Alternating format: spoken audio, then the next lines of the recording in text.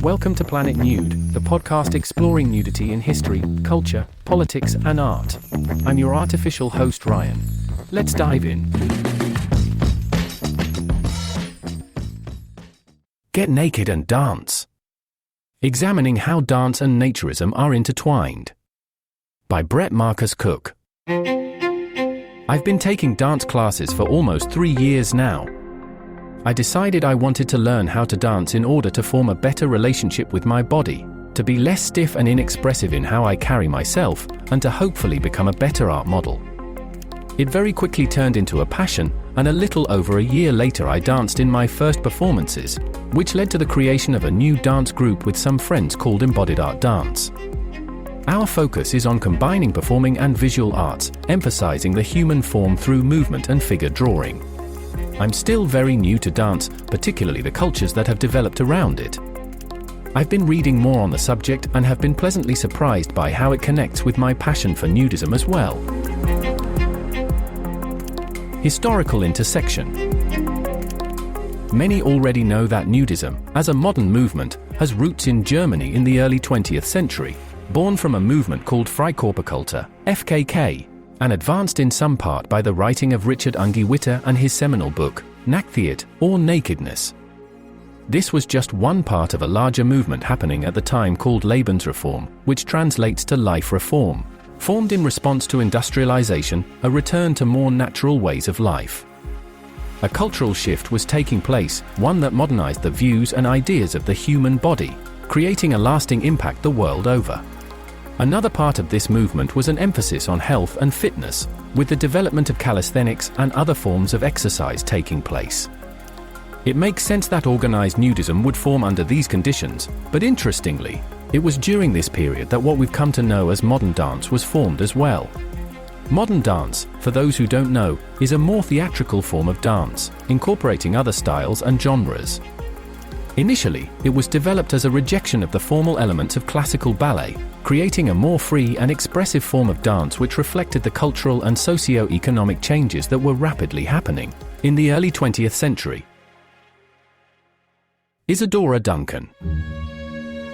An early pioneer of this approach to dance was the American Isadora Duncan. Duncan danced barefoot, replacing the typical tutu and corset of ballet with loose tunics and gowns, taking inspiration from ancient Greek artwork. Her movements were more natural and organic, embodying a sense of freedom and closer connection to nature. Duncan was known to dance nude at private parties as well as in a public performance at the Kroll Opera in Berlin, and caused a scandal when she disrobed unstaged during a performance in Boston in 1922. In her manifesto The Dancer of the Future, Duncan wrote, "Only the movements of the naked body can be perfectly natural. Man, arrived at the end of civilization, will have to return to nakedness, not to the unconscious nakedness of the savage, but to the conscious and acknowledged nakedness of the mature man, whose body will be the harmonious expression of his spiritual being." Setting aside her dated use of savage, conscious nudity is of course the cornerstone of nudism as a practice. Duncan also writes, "The noblest in art is the nude. This truth is recognized by all, and followed by painters, sculptors, and poets. Only the dancer has forgotten it, who should most remember it, as the instrument of her art is the human body itself." Duncan's influence was at its greatest in Europe, where she lived and opened multiple schools. It was her early performances in Germany, which led to her being cited by Unge Witter in Nakedness as an inspiration towards changing attitudes about the body. It's no surprise how frequently Sexinder brings her up in his book The Nudist Idea, her name popping up a lot in his own research. Empire of Ecstasy. The period where the ties between nudism and dance were at their strongest is that of the Weimar Republic in Germany, between the two world wars.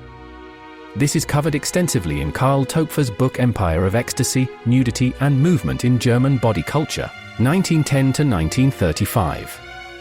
The bulk of Empire of Ecstasy is about modern dance, more specifically German Ausdrucksstanz, but early chapters highlight how dance and nudism were part of an emerging idea of what the modern human body was. The book searches for some sort of unified, objective theory, but finds no real consensus on what that would be, as the nude figure can represent so many things.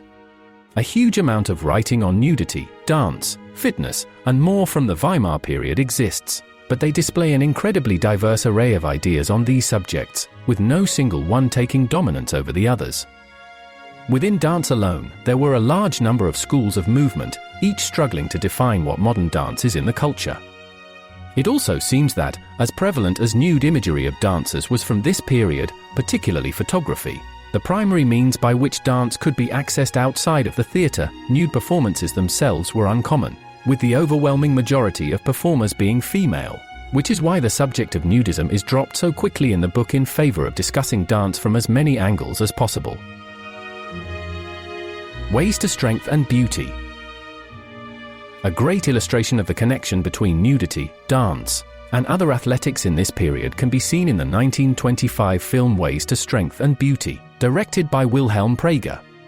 This documentary, written by physician Nicholas Kaufman, seeks to educate viewers on how to live a healthier life and achieve a better body, largely through various outdoor exercises.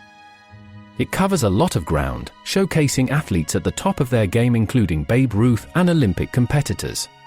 The film also prominently features a variety of dancers, including those from the schools of Lowland, Rudolf Laban, and Mary Wigman. Many athletes and performers are seen in action nude or semi-nude, and there are historical reenactments, an animated example of how a corset can constrict one's organs, and more. The intertitles are all in German, which I couldn't read well, but it's clear that while this film isn't explicitly about nudism, it definitely has a lot of shared ideals for the time. However, its emphasis on classical beauty and fitness was very much in line with the image and ideals of the Nazis, something also expressed in early nudist writings including Ungewitter's thoughts on racial purity. Modern times. Today, nudity in dance is fairly common, including the works of Dandelion Dancer Theatre's Undressed Project, Maureen Fleming, and choreographers like Pina Bausch, Sasha Waltz, and Anne van den Broek. These works do not necessarily express the same ideas that naturism represents, nor the ideals of Isadora Duncan and other barefoot modern dancers. Nudity in contemporary dance is used primarily to represent larger themes, and it feels like something is lost. That may be partly due to the fact that physical culture has become untethered from art and expression. Dance isn't seen much as a necessary art form or physical exercise the way it once was. In a way that can be seen as good, as dance has also had a reputation of being only for certain body types for a long time now. That reputation does need changing, and in the bigger picture health and fitness have the same problem that needs addressing.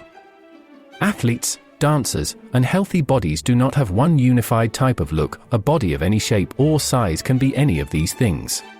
In the first episode of the 2021 TV series Worn Stories on Netflix, based on the book by Emily Spivak, the show focuses on community. It follows an older Korean woman who dances at her local community center, along with members of the Cypress Cove nudist resort in Florida. It's not so much about clothing, or the lack thereof, but I didn't really put that together until close to the end of the episode when the nudists are seen participating in a dance class, together at the resort. Dance is for everyone, regardless of age, shape, or size, and it can bring people together in an incredible way. Nudism can as well. I hope I've expressed just how much overlap there is between the two concepts, particularly in how they embody freedom of expression. The more we learn we have in common with one another, the easier it is to build strong, lasting communities.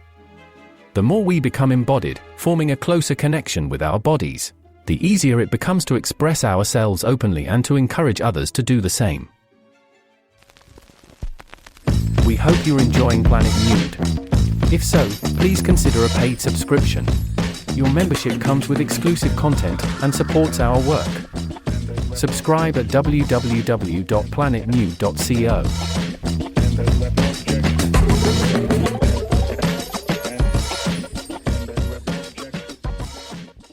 Hey there, it's me, Ryan, your artificial host of Planet Nude Podcast. If you enjoy getting your Planet Nude stories via this podcast, head on over to your podcast platform of choice and leave us a rating and review. We appreciate the feedback, and your testimonials help others discover the universe of Planet Nude.